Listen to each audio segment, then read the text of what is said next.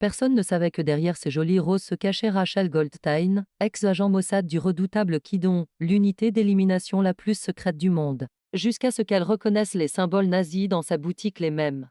Qui avait tué sa famille 80 ans plus tôt. Ghetto de Varsovie, 19 avril 1943. Sarah Goldstein, 23 ans, tenait sa fille Rachel de 3 ans dans ses bras pendant que les SS liquidaient le ghetto. Les flammes dévoraient les dernières maisons juives. Rachel, ma petite fleur, murmurait Sarah en hébreu, si tu survis, souviens-toi, nous étions des gens bien. Nous aimions les fleurs, la beauté, la vie. C'étaient ses derniers mots, avant qu'une balle nazie ne la batte. Rachel fut sauvée de justesse par des résistants polonais. Elle grandirait avec cette image gravée dans sa mémoire, sa mère tenant des fleurs ensanglantées. Rachel, 10 ans, arrivait en Israël avec un convoi d'orphelins de la Shoah. Dans le port de Haïfa, elle serrait contre elle un petit bouquet de fleurs sauvages, tout ce qu'elle possédait. « Comment tu t'appelles, petite ?» lui demanda en hébreu une travailleuse sociale. Rachel Goldstein. « Ma maman vendait des fleurs à Varsovie. Et qu'est-ce que tu veux faire quand tu seras grande ?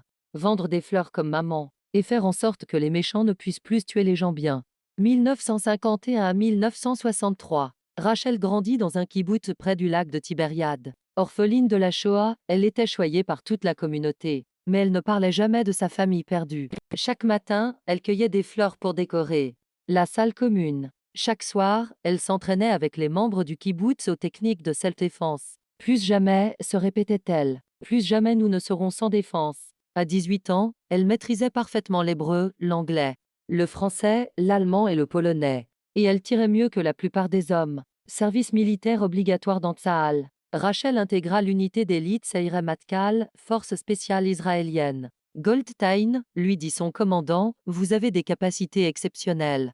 Langue, tir, combat rapproché, résistance psychologique. Avez-vous déjà pensé à des missions particulières? Quel genre de mission? Le genre qui fait qu'Israël peut dormir tranquille. Rachel, 25 ans, reçut une convocation discrète. Bureau anonyme à Tel Aviv, entretien avec un homme qui se présenta comme revend. Rachel, nous connaissons votre histoire. Nous savons ce que les nazis ont fait à votre famille. Voulez-vous vous assurer qu'ils ne puissent plus jamais nuire? Comment? En rejoignant une unité très spéciale. Nous traquons les criminels de guerre nazis, les terroristes anti-israéliens, tous ceux qui menacent notre peuple. L'unité s'appelle comment? Kidon. Baïonnette en hébreu. Base secrète du Mossad, désert du Negev, 1965 à 1967. Rachel découvrait l'entraînement le plus dur du monde, celui des assassins d'État israéliens. Kidon n'est pas une unité militaire, expliquait l'instructeur. Nous sommes des chirurgiens de l'élimination. Précis, silencieux, invisibles. Technique d'infiltration, poison, armes improvisées, langue étrangère, psychologie, séduction. Rachel excellait dans tout. Munich, octobre 1967. Rachel, 27 ans, déguisée en secrétaire allemande, traquait Claude Weber, ancien SS responsable de la liquidation du ghetto de Varsovie. Elle le suivit pendant 3 semaines, apprit ses habitudes, gagna sa confiance. Un soir, dans un café de Munich, elle s'approcha de sa table. Entschuldigung, Saint-Cyr Weber. Excusez-moi, êtes-vous monsieur Weber? Ja, warum? Oui, pourquoi? Wegen des Warschauer Ghetto. À cause du ghetto de Varsovie. Il n'eut pas le temps de comprendre. Rachel lui injecta discrètement un poison foudroyant. En 30 secondes, il était mort d'un apparent arrêt cardiaque. Première élimination réussie. Justice pour maman. Massacre des athlètes israéliens aux Jeux olympiques de Munich. Le Mossad lança l'opération Colère de Dieu traquée. Éliminer tous les responsables. Rachel fut assignée à l'équipe d'élimination européenne. Sa couverture fleuriste ambulante parcourant l'Europe. Parfait, pensa-t-elle. Maman serait fière. 1972 à 1985. 13 ans d'opérations secrètes à travers l'Europe. Rachel, sous diverses identités, élimina 23 terroristes et 12 criminels de guerre nazie. Son mode opératoire était toujours le même, approche sous couverture de fleuriste, gain de confiance, élimination discrète, disparition sans trace. Les services secrets européens la surnommaient la Rose Noire. Ils ne connaissaient ni son visage ni son vrai nom. Berlin, 1985. Rachel traquait le dernier responsable vivant de la liquidation du ghetto de Varsovie, Heinrich Müller, 78 ans, caché sous une fausse identité. Quand elle le confronta, il la reconnut.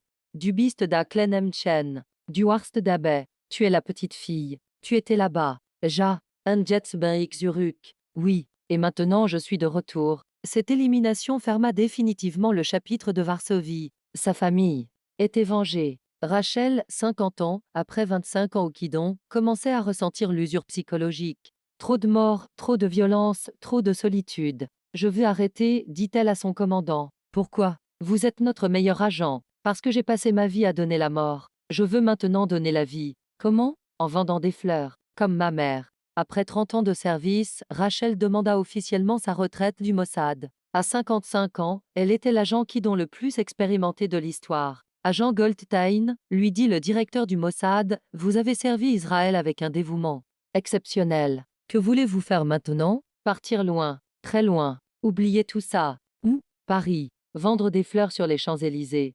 Septembre 1995. Rachel, 55 ans, s'installait dans un petit appartement du 11e arrondissement. Avec ses économies, elle loua un petit espace commercial sur les Champs-Élysées. Fleurs de Paris, c'était le nom qu'elle choisit pour sa boutique. Ça. Première vente, un bouquet de roses rouges à un couple de touristes américains. C'est pourquoi? Demanda-t-elle en anglais parfait. Notre anniversaire de mariage. 50 ans aujourd'hui. Rachel sourit. Enfin, elle participait au bonheur au lieu de semer la mort. 1995 à 2000. Les premières années furent difficiles. Rachel était habitée par 30 ans de violence et de secrets. Elle sursautait au moindre bruit, analysait chaque client, restait toujours sur ses gardes. Mais les fleurs l'apaisaient.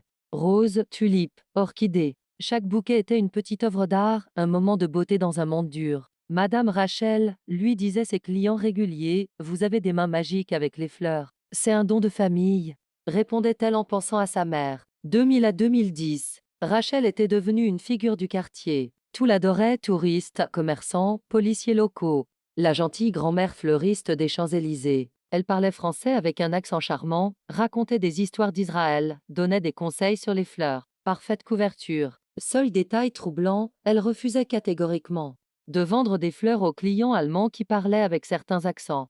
Et elle fermait toujours sa boutique le 27 janvier 2024. Rachel, maintenant 84 ans mais encore alerte, remarqua des changements dans son quartier. Nouveaux clients au comportement étrange, conversations en allemand plus fréquentes. Regard insistant sur sa boutique. Son instinct maussade, endormi depuis 25 ans, commençait à se réveiller. Début février. Rachel observait discrètement 3 hommes qui venaient régulièrement près de sa boutique. Ils ne regardaient jamais les fleurs, mais photographiaient les alentours. Profil suspect numéro 1 Clos, 35 ans, allemand, tatouage néo-nazi. Discret profil suspect numéro 2, Anne, 42 ans, autrichien, langage codé au téléphone profil suspect numéro 3, Fritz, 28 ans, suisse-allemand, matériel de surveillance reconnaissance préopérationnelle, pensait Rachel. Après 30 ans, je reconnais les signes. 15 février. En fermant sa boutique, Rachel trouva un tract glissé sous sa porte. Propaganda néo-nazie en allemand avec des symboles qu'elle reconnaissait parfaitement. Svastika, 3 celtiques, 88 codes. Pour Hitler, 14 Word. Les mêmes symboles que portaient les SS qui avaient tué sa mère à Varsovie. Non, murmura-t-elle en hébreu. Pas ici. Pas maintenant. 16 à 20 février. Rachel utilisa ses anciennes compétences pour enquêter discrètement. Elle suivit les 3 hommes, photographia leur rencontre, analysa leur comportement. Découverte. Choc, ils préparaient une attaque coordonnée pour le 27 janvier 2025, journée internationale de commémoration de l'Holocauste. Cible identifiée, mémorial de la Shoah 4e arrondissement synagogue de la rue de la Victoire centre communautaire. Juif du Marais école juive Lucien de Hirsch. 22 février. Rachel découvrit l'ampleur du complot en interceptant une conversation téléphonique. 6 hommes au total, armement lourd, plan d'attaque simultané. Objectif finir le travail de nos grands-pères, comme il disait. Rachel comprit qu'elle était face à la cellule néo-nazie la plus dangereuse jamais infiltrée en France, et qu'elle était probablement la seule à pouvoir l'arrêter. Rachel se trouvait face au dilemme de sa vie. Elle avait 84 ans, était officiellement retraitée depuis 30 ans, voulait juste vendre ses fleurs en paix. Mais les fantômes de Varsovie la hantaient. Sa mère, les millions de victimes. Et maintenant, de nouveaux nazis voulaient recommencer. J'ai promis, murmurait-elle en regardant la photo de sa mère. Plus jamais. 25 février. Rachel prit sa décision. Dans son appartement, elle ouvrit une valise cachée depuis 30 ans. À l'intérieur, équipement Mossad, armes discrètes, faux papiers, matériel de communication crypté. Agent Goldstein. Réactivé, murmura-t-elle en hébreu. Ses mains ridées manipulaient les armes avec l'expertise de 30 ans d'entraînement. Muscle mémoire parfaite. Rachel établit un plan d'action méthodique face à neutralisation silencieuse des 3 membres, reconnaissance phase 2, extraction d'informations sur les 3 autres phase 3, élimination de toute la cellule avant. Le 27 janvier phase 4, disparition sans trace exactement comme au bon vieux temps du Kidon. Un 10 mars. Rachel transforma discrètement sa boutique de fleurs en base opérationnelle.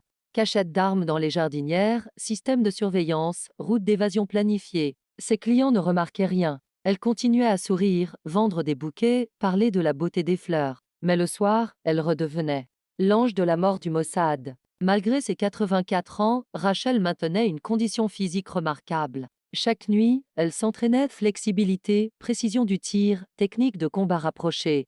Le corps vieillit, pensait-elle, mais les réflexes restent. 10-20 mars. Rachel surveilla intensivement la cellule néo-nazie. Elle découvrit leur base, appartement du 18e arrondissement, planning des attaques, liste des complices. Intel. Complète 6 hommes armés, attaque coordonnée le 27 janvier à 14 h, objectif 200 victimes civiles juives. Le cauchemar de l'histoire qui se répétait. 25 mars. Rachel choisit sa première cible, Chloe, le leader apparent, le plus dangereux, le plus expérimenté. Elle l'aborda près de sa boutique avec sa couverture parfaite, gentille grand-mère fleuriste. Entschuldigung, dit-elle en allemand avec un accent innocent, Mchten Sie Blume für Ihr Frau. Excusez-moi, voulez-vous des fleurs pour votre femme? Chloe la regarda, amusée. Une vieille juive qui lui proposait des fleurs. L'ironie était savoureuse. Welche Blumen en fait ainsi? Quelles fleurs recommandez-vous? Demanda Chloe en entrant dans la boutique. Rosenstein-Mechn, répondit Rachel. Aber für Sie. Abbaye chez toi Besondre. Les roses sont toujours belles, mais pour vous, j'ai quelque chose de spécial. Elle lui montra un bouquet d'œillets rouges.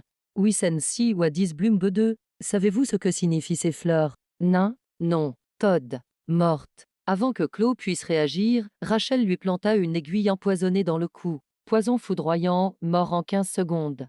Apparence d'arrêt cardiaque. Chloe s'effondra entre les roses et les tulipes. Furmen moteur, murmura Rachel en hébreu. Pour ma mère. Première élimination réussie après 30 ans de retraite. Rachel appela calmement les secours. Quand ils arrivèrent, ils trouvèrent un homme d'âge moyen mort d'un infarctus apparent dans une boutique de fleurs et une grand-mère bouleversée. Il regardait mes roses quand il s'est effondré, expliqua-t-elle au policier. Le pauvre homme. Aucun soupçon. Couverture parfaite. Le soir même, Anne et Fritz découvrirent la mort de Chloe. Ils étaient inquiets mais pas encore paniqués. Crise cardiaque, se disaient-ils. Coïncidence. Ils ne savaient pas qu'ils étaient traqués par l'un des assassins les plus efficaces de l'histoire. Rachel adapta son plan à la nouvelle situation. Plus que 5 cibles, mais maintenant en alerte. Elle devait accélérer le rythme. Comme à Munich en 1972, pensait-elle. Élimination rapide avant qu'ils dispersent. 28 mars. Anne, le numéro 2, plus méfiant après la mort de Chloe. Rachel changea de tactique, approche indirecte. Elle le suivit jusqu'à son café. Habituelle, s'installa à la table voisine avec un livre en allemand et un petit bouquet. Entschuldigung, dit-elle en faisant tomber son livre près de sa chaise, Können Sie mir helfen?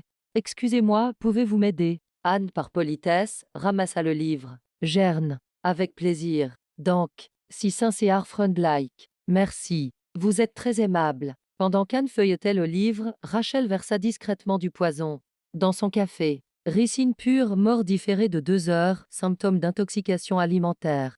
Auf Wiedersehen, dit Anne en lui rendant le livre. Auf Wiedersehen, répondit Rachel avec un sourire de grand-mère. 2 heures plus tard, Anne mourait aux urgences de l'hôpital Saint-Louis. 30 mars. Fritz, maintenant très nerveux, évitait les lieux publics. Rachel dut faire preuve de créativité. Elle découvrit son adresse, livra un magnifique bouquet par erreur à son appartement. Livraison pour Monsieur Fritz Weber, dit-elle à l'interphone avec un accent français parfait. Je n'ai rien commandé. C'est un cadeau surprise de votre petite amie. Fritz descendit récupérer le bouquet. Fatale erreur. Quand Fritz ouvrit la porte, Rachel l'assomma d'un coup précis et l'entraîna dans l'escalier de service. Wer sind Sie? Qui êtes-vous? Gémit Fritz en reprenant conscience. Je m'en den Vorlanger Z Jokantab. Quelqu'un que vous avez connu il y a longtemps. Elle lui montra la photo de sa mère tenant des fleurs dans le ghetto de Varsovie. Dauershoe Ghetto. Daueren Nischwir. Le ghetto de Varsovie. Ce n'était pas nous. Aber ihr seid ihrer Erbe. Mais vous êtes leurs héritiers. Avant de l'éliminer, Rachel extorqua à Fritz toutes les informations sur les 3 derniers membres de la cellule membre 4 Wolfgang, artificier, fabrique les bombes membre 5 Heinrich, coordinateur. Liens internationaux membres ZIS Gunther, financement, réseau néo-nazi européen ou Saint-Cy. Où sont-ils? Fritz, terrorisé par cette grand-mère qui parlait comme un interrogateur professionnel, donna toutes les adresses. 2 avril. En utilisant les informations de Fritz, Rachel localisa l'entrepôt où Wolfgang fabriquait les bombes. Infiltration nocturne, reconnaissance complète. Arsenal découvert, 12 bombes artisanales prêtes matériel pour 50 engins explosifs, plan détaillé des cibles juives, calendrier d'attaque 27 janvier, 14 heures précises. Mon Dieu, murmura Rachel. Il voulait vraiment reproduire la Shoah. 3 avril, 2 heures du matin. Rachel infiltra l'entrepôt pendant que les 3 derniers membres dormaient. Action simultanée, élimination silencieuse. Wolfgang, étranglement professionnel pendant son sommeil. Heinrich, injection de poison foudroyant. Gunther, coup fatal à la nuque. 3h15. Mission accomplie. Cellule néo-nazie entièrement éliminée. Rachel passa les 3 heures suivantes à détruire méthodiquement tout l'arsenal. Bombes désamorcées, matériel explosif neutralisé, documents brûlés. Elle effaça toute trace de l'existence de la cellule. Pour les autorités, ce fut un règlement de compte entre trafiquants d'armes. Aucun lien avec le terrorisme néo-nazi ne fut établi. Rachel s'assura que l'enquête s'orienterait vers la criminalité ordinaire. 5 avril. Rachel rouvrait sa boutique de fleurs comme si rien ne s'était passé. Sourire de grand-mère, conseil. Sur les bouquets, conversation aimable avec les clients. Madame Rachel, lui dit un client régulier, vous avez l'air fatigué ces derniers jours. Un peu de grippe, répondit-elle. Mais ça va mieux maintenant. Une semaine plus tard. Rachel reçut un message crypté sur un ancien canal Mossad, mission non officielle confirmée. Menace neutralisée. Israël n'oublie pas. Elle brûla le message et continua à arranger ses tulipes. Rachel, 84 ans, avait éliminé 6 néo-nazis en 2 semaines. Après 30 ans de retraite paisible, elle avait repris du service une dernière fois. Pourquoi? Se demandait-elle en arrangeant des roses rouges. Parce que certaines promesses ne s'oublient jamais. 15 avril. Un homme élégant entra dans la boutique. Accent israélien, regard perçant. Rachel Goldstein, qui la demande? Quelqu'un qui sait ce que vous avez fait. Il lui montra discrètement un insigne Mossad. Agent Goldstein, je suis David Cohen, directeur adjoint. Israël vous remercie. Vous avez 84 ans et vous venez d'éliminer seule une cellule terroriste, dit Cohen. Comment? On n'oublie jamais, répondit Rachel. Ni les techniques, ni les raisons. Voulez-vous revenir? Non. Ma guerre est finie. J'ai vengé ma mère. Une dernière fois. Cohen lui remit une enveloppe. De nouveaux agents commencent au Kidon. Voudriez-vous leur parler? Leur expliquer pourquoi nous faisons ce travail? Rachel réfléchit longtemps. Une fois. Une seule fois. MAI 2024. Base secrète du Mossad, Israël. Rachel, 84 ans, face à 12 jeunes recrues Kidon. Je vais vous raconter pourquoi nous existons, commença-t-elle en hébreu. Elle leur parla de sa mère, du ghetto de Varsovie, des roses ensanglantées, de la promesse d'une petite fille de 3 ans. Nous ne tuons pas par plaisir, conclut-elle. Nous tuons pour que plus jamais des innocents ne meurent sans défense. Juin 2024. Rachel était de retour sur les Champs-Élysées, dans sa boutique de fleurs. Les touristes continuaient d'acheter ces bouquets, sans savoir qu'ils avaient affaire à la plus légendaire tueuse du Mossad. Madame Rachel, lui dit une petite fille, pourquoi vous aimez tant les fleurs? Parce qu'elles représentent la beauté, ma chérie. Et la beauté, c'est ce qui rend la vie précieuse. Journée internationale de commémoration de l'Holocauste. Rachel ferma sa boutique et se rendit au mémorial de la Shoah à Paris. Devant le mur des noms, elle chercha celui de sa mère, Sarah Goldstein, née en 1920, déportée en 1943. Maman, murmura-t-elle en hébreu, j'ai tenu ma promesse. Encore une fois. Ce jour-là, le président français et l'ambassadeur d'Israël rendirent hommage aux victimes de la Shoah. Ils ne savaient pas qu'une survente de 84 ans venait d'empêcher un nouveau massacre. Rachel observait la cérémonie de loin, anonyme dans la foule. Un homme s'approcha d'elle pendant la cérémonie. Vieil homme distingué, accent allemand. Entschuldigung, dit-il, Saint-Cyr Rachel Goldstein. Rachel se tendit immédiatement. Ich bin Professeur Weber, historique. Ich forsche über Shoah et Berl. Je suis le professeur Weber, historien. Je fais des recherches sur les survivants de la Shoah. Wawelensi, que voulez-vous? Nur Sajan Dank. Main gros war nazi. Si à ben darishti jetant. Juste dire merci. Mon grand-père était nazi. Vous avez fait ce qu'il fallait. Le professeur Weber était petit-fils d'un SS. Il consacrait sa vie à réparer les crimes de sa famille en étudiant l'histoire de la Shoah. Comment savez-vous? Demanda Rachel. Parce que j'étudiais cette cellule néo-nazie depuis des mois. Et puis, ils ont tous disparu mystérieusement. Ils se regardèrent en silence. Compréhension mutuelle. Il y en a d'autres, dit le professeur. D'autres cellules, d'autres projets. Le mal renaît toujours. Je sais, répondit Rachel. Mais moi, je suis fatiguée. J'ai 84 ans. J'ai donné 30 ans de ma vie au Kidon, et maintenant encore cette dernière mission. Alors qui va les arrêter? Rachel regarda les jeunes visiteurs du mémorial. La nouvelle génération, comme moi à 25 ans. De retour dans sa boutique, Rachel reçut la visite d'une jeune femme française d'origine juive, Sarah Levy, 28 ans. Madame Goldstein, je sais qui vous êtes, dit-elle en hébreu. Je veux apprendre. Apprendre quoi? À protéger notre peuple. Comme vous l'avez fait. Rachel l'observa longuement. Elle voyait en Sarah la même détermination qu'elle avait eue à son âge. C'est un chemin difficile, prévint Rachel. Mon arrière-grand-mère est morte à Auschwitz. Je suis prête. Les mois suivants, Rachel forma discrètement Sarah aux techniques de base. Dans l'arrière-boutique, entre les livraisons de fleurs, elle lui enseignait combat rapproché, usage d'armes improvisées, techniques d'infiltration, psychologie de l'ennemi. Souviens-toi, disait Rachel, nous ne sommes pas des monstres. Nous sommes des jardiniers qui arrachent les mauvaises herbes. Octobre 2024. Sarah, maintenant formée, détecta une nouvelle menace, cellule néo-nazie internationale préparant des attaques coordonnées en Europe. Ils sont 6, répartis dans 3 pays, rapporta-t-elle à Rachel. Alors il faut 6 jardiniers, répondit la vieille dame. Rachel contacta discrètement ses anciens contacts Mossad. En quelques semaines, un réseau international de jardiniers fut constitué. Novembre 2024. Opération coordonnée dans 6 villes européennes. 6 anciens agents Mossad sortirent de leur retraite pour une dernière mission. Rachel coordonna l'opération depuis sa boutique de fleurs, utilisant un langage codé basé sur les noms de fleurs. Les roses rouges sont livrées, signifiait cible éliminée. En 48 heures, la nouvelle cellule néo-nazie fut entièrement démantelée. Décembre 2024. Rachel reçut discrètement la visite de représentants de plusieurs services secrets européens. Madame Goldstein, dit l'agent français, officieusement, l'Europe vous remercie. Et officiellement? Officiellement, nous ne savons rien. Mais nous espérons que vous continuerez à jardiner. Janvier 2025. Un an après sa sortie de retraite, Rachel faisait le bilan dans sa boutique. Vous savez, dit-elle à Sarah, j'ai passé ma vie à tuer des nazis. Mais ce que je préfère, c'est vendre des fleurs aux couples amoureux. Pourquoi continuez-vous alors? Parce que pour que l'amour existe, il faut que le mal soit tenu en échec. Rachel créa discrètement un réseau européen de fleuristes anciens agents reconvertis qui surveillaient les mouvements néo-nazis. Boutiques de fleurs à Londres, Berlin, Rome, Madrid. Toutes tenues par d'anciens agents des services secrets, tout coordonné par Rachel. Le plus beau réseau d'espionnage de l'histoire, plaisantait-elle, déguisé en chaîne de fleuristes. Savez-vous, dit Rachel lors d'une rare interview accordée à un historien israélien, ce que m'ont appris 65 ans de combat contre le nazisme? Non. Que le mal ne meurt jamais vraiment. Il sommeille, puis renaît sous d'autres formes. Notre rôle n'est pas de l'éliminer définitivement, c'est impossible. Notre rôle est de le tenir en respect, génération après génération. Le soir de ses 85 ans, Rachel ferma sa boutique et monta dans son appartement.